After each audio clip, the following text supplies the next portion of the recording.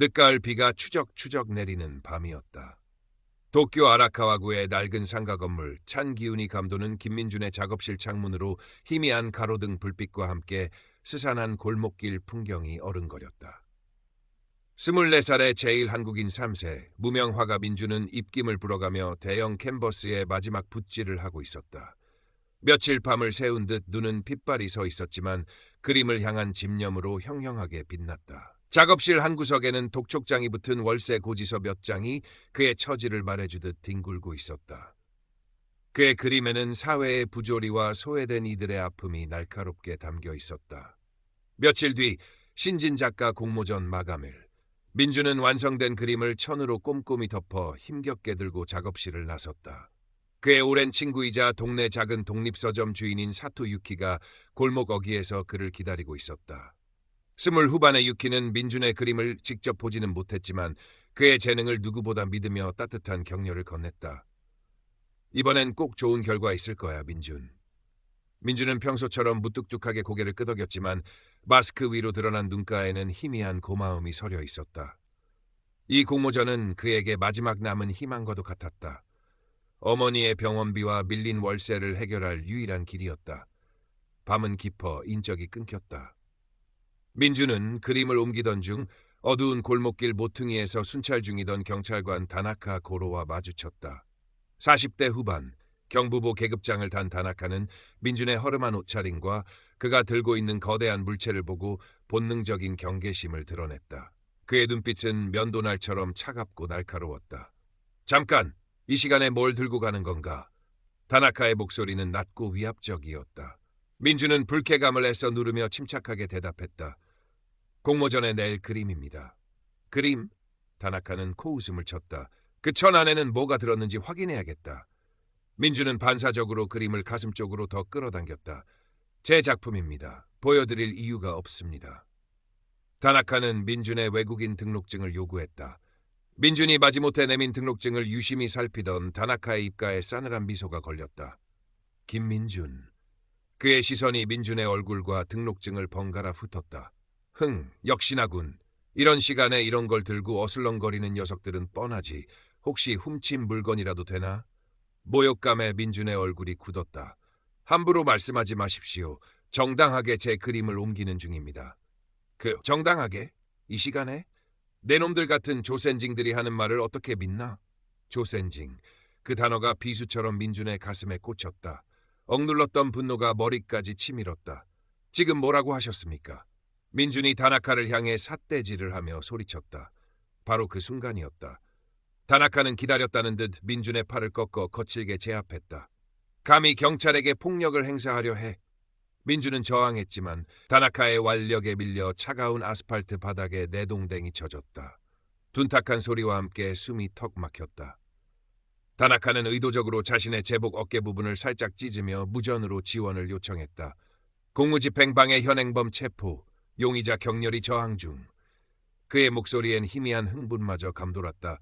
민준의 손목에 차가운 수갑이 채워졌다. 밤하늘의 별들이 빙글빙글 도는 것 같았다. 민준은 인근 기타센주 경찰서 유치장에 갇혔다. 차갑고 딱딱한 시멘트 바닥, 희미한 백열등 불빛 아래 그의 절망은 더욱 깊어갔다. 그는 억울함을 호소했지만 다나카는 이미 동료들에게 민준이 먼저 폭력적으로 저항했으며 자신이 정당방위 차원에서 제압했다고 거짓 진술을 바친 상태였다. 경찰서 내부는 다나카의 말을 의심하는 분위기가 아니었다.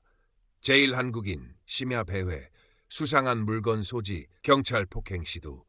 이 단어들은 민준을 완벽한 범죄자로 만들기에 충분했다. 민준은 절망감과 함께 과거 학창시절 겪었던 차별과 폭력의 트라우마에 휩싸였다. 아무리 발버둥 쳐도 벗어날 수 없는 거대한 벽에 갇힌 기분이었다. 다음 날 아침, 유키는 민준의 소식을 듣고 망연자실했다. 그녀는 곧바로 민준의 홀어머니를 찾아가 위로하고 변호사 선임을 위해 백방으로 뛰어다녔다. 하지만 현실은 냉혹했다. 가난한 그들에게 사선 변호사는 그림의 떡이었다. 국선 변호인을 선임하려 해도 절차가 복잡했고 무엇보다 경찰은 민준의 면회조차 쉽게 허락하지 않으며 철저히 비협조적인 태도로 일관했다. 유키는 민준의 결백을 증명할 증거를 찾기 위해 사건 현장 주변 CCTV나 차량 블랙박스 영상을 확보하려 했지만 대부분의 가게 주인들은 경찰과의 마찰을 우려해 협조를 꺼렸다. 괜히 엮여서 좋을 거 없다는 차가운 대답만이 돌아왔다. 며칠간의 헛수고 끝에 유키는 사건 현장 근처 편의점의 방범 카메라 영상 일부를 어렵게 확보했다. 영상은 밤이라 화질이 매우 안 좋았고 결정적인 장면은 담겨 있지 않았다. 하지만 다나카가 민준에게 먼저 다가가 위협적인 자세를 취하는 듯한 모습이나 민준이 일방적으로 제압당하는 듯한 실루엣이 희미하게나마 포착되어 있었다. 이것만으로는 턱없이 부족했지만 유키는 포기하지 않았다. 그녀는 민준의 눈빛 속에 담긴 진실을 믿었다. 다나카는 유키의 움직임을 감지하고 그녀에게 은밀한 방식으로 압력을 가하기 시작했다. 유키의 작은 서점에 갑작스러운 소방 점검이 나왔고 세무서 직원을 사칭한 전화가 걸려오기도 했다. 동네 상인들 사이에서는 유키가 범죄자를 두둔한다는 험담이 퍼져나갔다. 다나카는 자신의 인맥을 동원해 언론 보도를 막거나 만약 기사가 나가더라도 민준에게 불리한 내용으로 왜곡되도록 손을 썼다. 그는 심지어 민준에게 얌전히 죄를 인정하면 선처해주겠다. 끝까지 버티면 내 어머니만 더 고생할 뿐이다라며 거짓 회유와 협박을 일삼았다. 민준은 치밀어 오르는 분노를 삼키며 이를 악물었다. 유키의 끈기와 노력, 그리고 민준의 억울한 사연을 접한 한 젊은 인권 변호사 오카다 켄지가 무료 변론을 맡기로 했다. 오카다는 확보된 빈약한 증거와 민준의 진술을 토대로 다나카의 주장을 반박할 논리를 구축하기 시작했다. 동시에 SNS를 통해 민준의 억울한 사연을 알리고 여론의 도움을 호소하는 방안도 적극적으로 고려했다. 김민준 씨 혼자가 아닙니다. 진실은 반드시 밝혀집니다. 오카다의 단호한 목소리에 민준은 꺼져가던 희망의 불씨를 다시 지폈다. 검찰은 다나카의 진술과 조작된 보고서를 근거로 민준을 공무집행 방해 및 상해 혐의로 기소했다. 재판이 시작되자 상황은 민준 측에 극히 불리하게 돌아갔다. 다나카는 법정에서 태연자약하게 거짓 증언을 늘어놓았고 그의 동료 경찰관들도 조직적인 비호 아래 그에게 유리한 증언을 했다. 유키가 제출한 희미한 CCTV 영상은 증거로서의 가치가 거의 없다는 평가를 받았다. 민준은 실형을 선고받을 위기에 처했고 방청석에서 재판을 지켜보던 민준의 어머니는 아들의 이름을 부르며 오열했다. 유키는 그런 어머니의 어깨를 감싸 안으며 눈물을 삼켰다. 바로 그때 기적과도 같은 일이 일어났다. 사건 당일 민준의 바로 뒤에서 배달 오토바이를 타고 지나가던 젊은 배달원 스즈키가 용기를 내어 변호사 사무실을 찾아온 것이었다.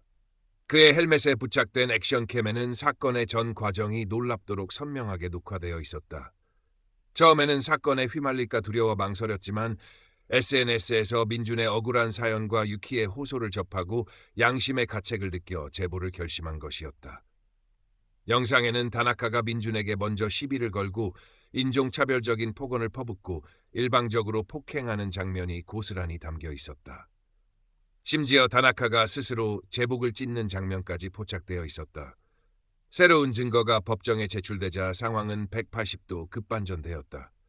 법정은 순식간에 술렁였고 다나카는 당황하며 횡설수설하기 시작했다. 그의 얼굴에서 평소의 냉정함과 오만함은 사라지고 초조함과 두려움이 역력했다. 언론은 이 극적인 반전을 대대적으로 보도하기 시작했고 SNS에선 다나카에 대한 비난과 민준에 대한 동정 여론이 들끓었다. 샤 다나카 경찰의 만행, 김민준에게 정의를 같은 해시태그가 실시간 트렌드를 장악했다. 경찰 상부는 뒤늦게 내부 감찰에 착수했고 다나카의 과거 유사한 비위 행위들, 외국인 용의자에 대한 폭행 및 사건 조작 의혹까지 속속 드러나기 시작했다. 그의 부유하고 유력한 가문조차 더 이상 그를 보호할 수 없는 지경에 이르렀다. 며칠 후 속개된 재판에서 재판부는 새로운 증거를 바탕으로 민준에게 무죄를 선고했다.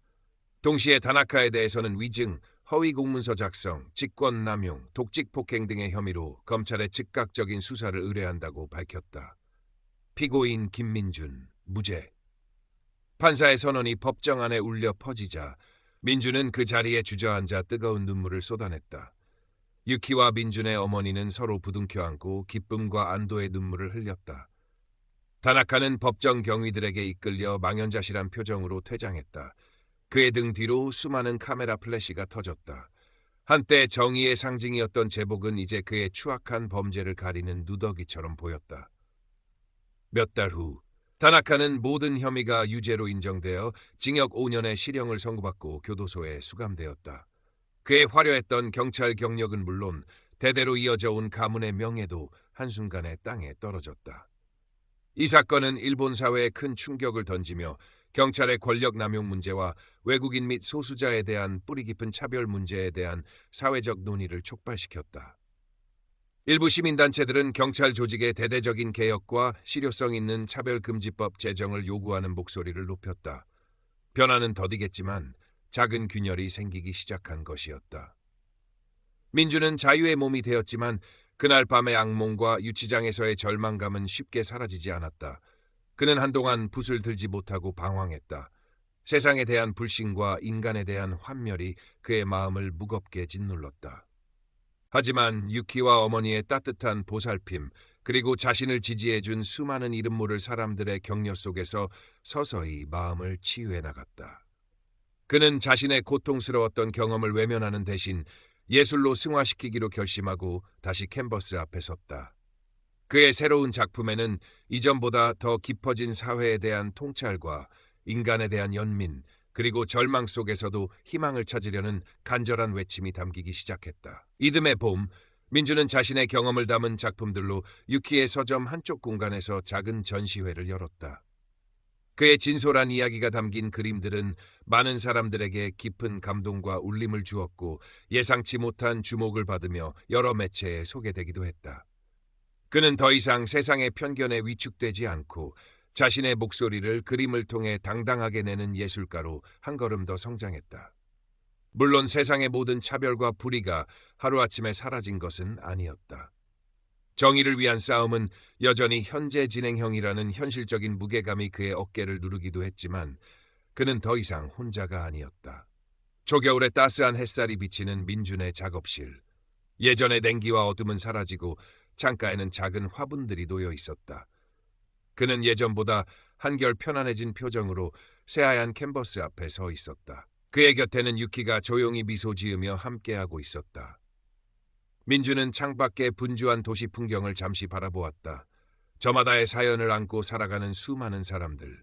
그는 깊은 숨을 내쉬고 부슬덕에 첫 획을 그었다. 그의 눈빛에는 슬픔을 넘어선 강인함과 미래에 대한 조용한 희망이 담겨 있었다.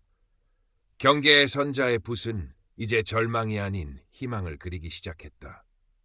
어쩌면 민주는 길을 걷다 자신과 비슷한 처지의 누군가를 발견한다면 과거의 자신을 떠올리며 주저없이 작은 도움의 손길을 내밀지도 모를 일이었다.